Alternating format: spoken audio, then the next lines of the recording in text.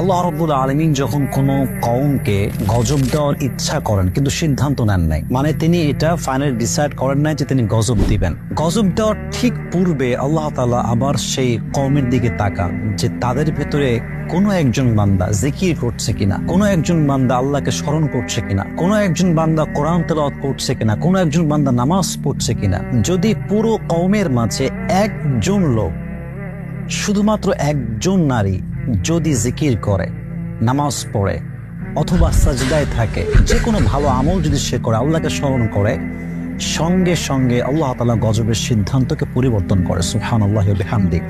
আল্লাহ তাআলা এতটা দয়াময়, এতটা মায়াময় যে আমরা মানুষকে ধরার চেষ্টা করি মানুষের ভুল দিয়ে, যে কোন ভুল ধরলে তাকে আটকানো যাবে, কেন তাকে কষ্ট দেওয়া যাবে।